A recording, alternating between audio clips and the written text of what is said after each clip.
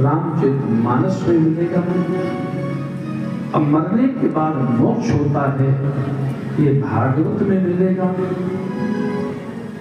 बेटा ये धुआं कहाँ से एकदम आ रहा है? तो आगे जो कथा सुना रहा था भाई की, कल मैंने कथा सुनाया था बेटी।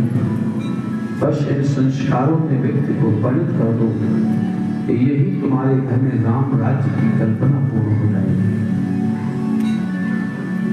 एक बहुत मार्मिक बात बता दूं, भगवान की पूजा का फल, आप मंदिर जाते हैं, चारों धाम जाते हैं, या गंगा जी जाते हैं, या कथा कराते हैं, सत्यनारायण की कथा या राम कथा या भागवत, सच बताना, पूजा करने के बाद मन में आता है कि इसका फल हमको मिले। मंदिर जाते हैं, जब चढ़ाते हैं, फल मिले, बेसब्री से इंतजार होता है फल का। होता है कि नहीं होता मन में कि हमने ये किया है, फल मिलेगा। अच्छा, आप जो दिन भर पाप करते हो उसके फल का बेसब्री से इंतजार करते हो कभी कि हमको इसका परिणाम जल्दी मिले? जो हमने पाप किया है तो इसके बदले में जल्दी हमको भोगने को मिले, वो करते हो कोई? वो नहीं करते। क्यों? मतलब मीठा मीठा गप, कड़ू कड़ू थूक। पुण्य किया तो फल मिल जाए, और जो पाप किया है तो क्या पड़ोसी भोगेगा? वो भी हमें को भोगना पड़ेगा। अरे राम के बाप दशरथ नहीं बचे कर्म भोग से प्यारे।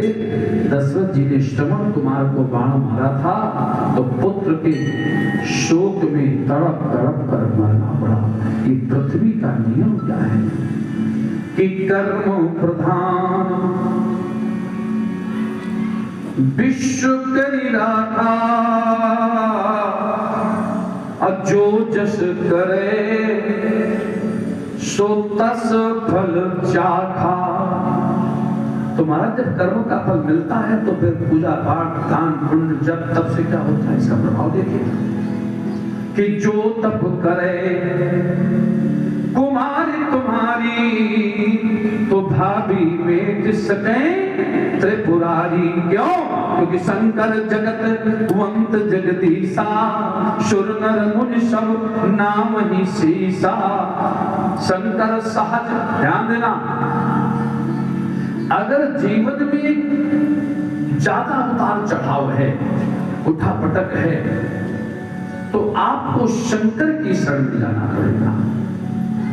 शंकर की शरण में महाराज दशरथ जी गए थे कि आशुतोष तुम यो फलदानी।